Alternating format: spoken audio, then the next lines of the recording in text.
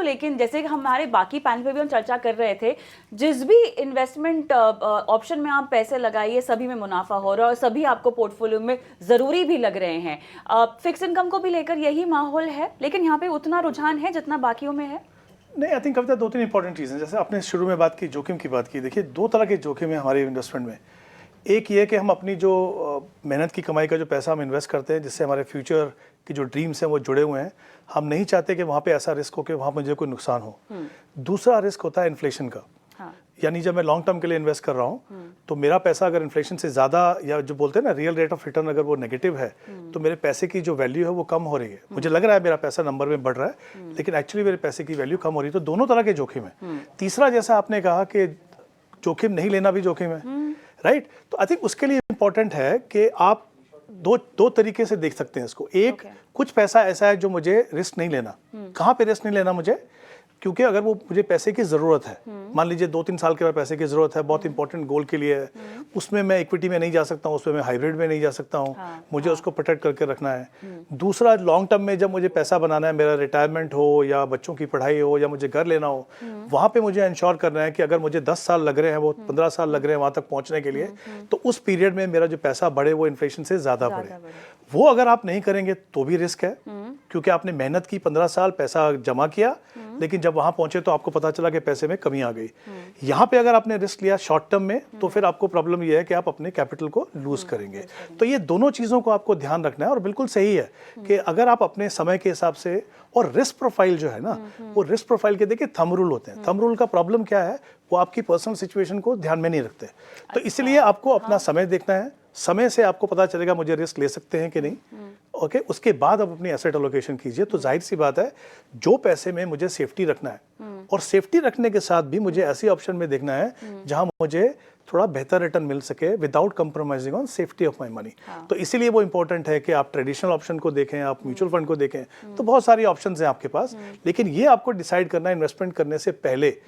होता क्या, मैं आपको बताता हूँ, मार्केट में पैसा लगा दिया, मार्केट गिर गई, वो पैसा उठा के डेट में डाल दिया। हाँ, ठीक है, और होता है ना, ठीक है, क्योंकि डर वहाँ पे बैठ जाता है। एग्जैक्टली। अभी हमारे बैंकिंग सिस्टम को देखिए, आप देखिए कितना पैसा सेविंग बैंक में कितने सालों से पड़ा हुआ है, राइट? अगर वही पैसा कहीं और लगाया होता तो कितना ज़्यादा रिटर्न मिलता। तो आई थिंक ये दोनों एस्पेक्ट को देखने की ज़रूरत है। सेफ्टी ज़रूरत है, लेकिन सेफ्टी का जो प्रॉपर कॉन्टेक्स्ट में उसको देख के फिर आपको इन्वेस्ट करना है। इसी कॉन्टेक्स्ट को राहुल अगर मैं आगे लेकर जाना चाहूँ, और रिटायरमेंट एक ऐसा लक्ष्य होता है जिसके बारे में अक्सर एक तो लोग देरी से सोचते हैं, और उसके बाद उनको अपने पैसों में बिल्कुल भी रिस्क नहीं लेनी होती है।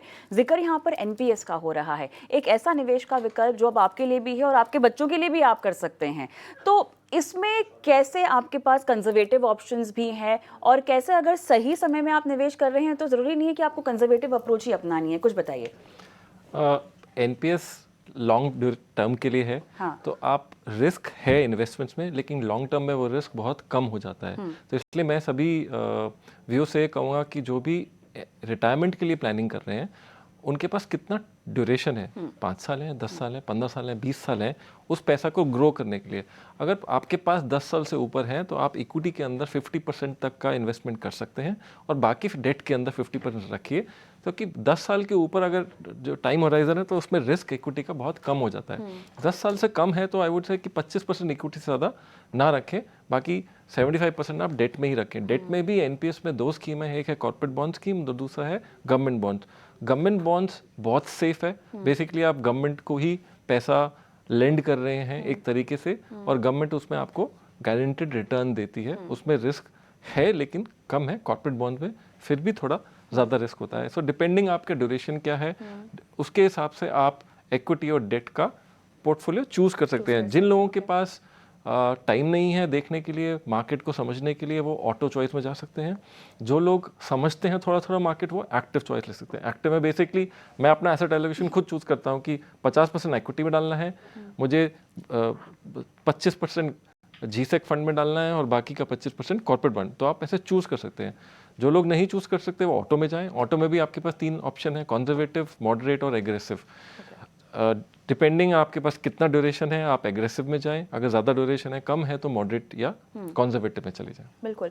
थोड़ा सा फिक्स्ड इनकम की चाल को हम समझना चाहते हैं, जो फिलहाल सिनेरियो बनता हुआ दिखाई दे रहा है, क्योंकि एक बात होती है कि लोगों को बता दीजिए कि कंजर्वेटिव निवेशक हैं, आप बहुत जोखिम नहीं लेना चाहते हैं तो ये निवेश के विकल्प हैं, आप इसमें निवेश कर दो। एक ही तरीका होता है कि आप उन्हें समझाएं कि कहाँ कैसे आपकी कमाई पर प्रभाव पड़ता है, और जिन फिक्स्ड इनकम की हम बात कर रहे हैं उनमें भी स्पेसिफिक तरह के जोखिम हैं जो जुड़े हुए हैं।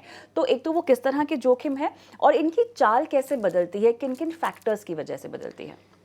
जो फिक्स्ड इनकम है उसमें जो सबसे इम्पोर्टेंट रोल होता है वो आज के ज़माने में सेंट्रल बैंक्स जो है, जैसे हमारे यहाँ रिजर्व बैंक है, यूएस में फेडरल रिजर्व है, वो डिसाइड करते हैं कि इंटरेस्ट रेट किस लेवल पे होना चाहिए।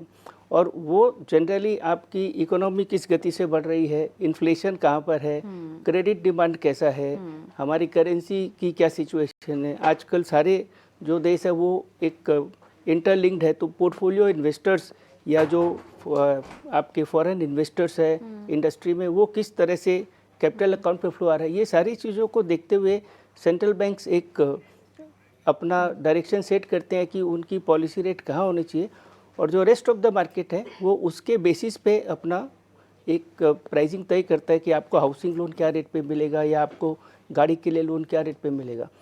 अब एक जो ट्रेंड हमने लास्ट 10-15 साल में देखा है, specially after the global financial crisis, कि इंटरेस्ट रेट्स जो सेंट्रल बैंक्स तय कर रहे हैं वो शायद इन्फ्लेशन को कॉम्पनसेट नहीं कर पा रहे हैं, और specially in the emerging markets जहाँ पर इन्फ्लेशन एक हाई लेवल पे मोर और लेस बना रहता है, लेकिन इंडस्ट्री को प्रमोट करने के लिए, इकोनॉमी की गति को तेज करने के लिए शायद इंटरेस्ट रेट जो फेयर लेवल है, वो जिसको हम रियल रेट बोलते हैं, उसको बार बार वो लोग वो बैंड चेंज करते रहते हैं। तो एक जो फिक्स्ड इनकम में चैलेंज लोगों को बार बार आया कि जो इन्फ्लेशन है उसको शायद adequately compensate fixed income products नहीं कर पा रहे।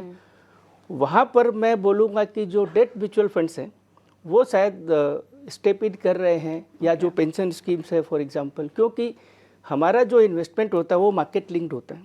हाँ। और आप यदि देखिए इक्विटीज़ क्यों पॉपुलर है, क्योंकि इक्विटी एक ऑप्शन है जो इन्फ्लेशन को बीट करता है। अब इक्विटी मार्क टू मार्केट है, क्योंकि यदि कंपनी अच्छा करेगी, इकोनॉमी अच्छा करेगी तो मार्केट ऊपर जाएगा, नहीं तो नीचे आएगा। सो किसी भी इन्वेस्टर को यदि उसको इन्फ्लेशन को बीट करना है तो उसका सबसे बेस्ट ऑप्शन है मार्केट लिंक प्रोडक्ट में जाने का। अब मार्केट लिंक प्रोडक्ट जैसे हमारे डेट म्यूचुअल फंड है या पेंशन फंड्स है, उसमें लोगों को कहाँ पर एक चिंता आती है कि कोई भी प्रोडक्ट मार्केट लिंक्ड होगा तो नेचुरली उसमें मार्केट रिलेटेड वॉलेटिलिटी आएगी। तो होगा, हाँ। तो फिक्स्ड इनकम में जब लोग इन्वेस्ट करते हैं तो उनका जो प्राइमरी इमोशन होता है वो सेफ्टी का होता है, और सेफ्टी का जो मिरर इमेज होता है वो फेयर होता है। तो थोड़ी सी वॉलेटिलिटी के फेयर से मुझे लगता है कि काफ़ी लोगों ने इस ऑप्शंस का एडवांटेज पूरी तरीके से नहीं लिया। बिकॉज आप लॉन्ग टर्म ट्रैक रिकॉर्ड देखो तो debt mutual funds have out performed, उन्होंने बाकी जो भी ऑप्शन है उससे बेहतर किया। लेकिन ये चीज़ समझाने में हम बहुत चेष्टा करते हैं, लेकिन बहुत मुश्किल होती है। मुझे लगता है कि हर युग में, हर फेज में हमने जनरेशनल चेंज देखा, और जनरेशन चेंज के साथ हैबिट्स एंड जो भी लोगों का एक तरीका होता है वो बदलता है। तो अब जो हमारे देश में नई जनरेशन आ रही है, फिनटेक वाले लोग आ रहे हैं, जो एजुकेशन लेवल बढ़ रहा है, और डिफरेंट फॉर्मेट में, मतलब एक हमारा एमफी है जो कि म्यूचुअल फंड्स को प्रमोट करता है, गवर्नमेंट आरबीआई से भी सारे कॉर्पोरेट बॉन्ड मार्केट को प्रमोट करने की चेष्टा कर रहे हैं, पेंशन फंड्स है, मल्टीपल। आज के 10 साल पहले आपको खाली गवर्नमेंट स्पॉन्सर्ड ईपीएफओ में पैसा डालना है। तो ये जो ऑप्शंस आ रहे हैं, और जो हमारी नई जनरेशन आ रही है, और जो हमारी जनरेशन के लोग हैं जो कि दिन प्रतिदिन टेक सेवी होते जा रहे हैं, मुझे लगता है एक जनरेशनल चेंज आएगा जब लोग इसको अडॉप्ट करेंगे।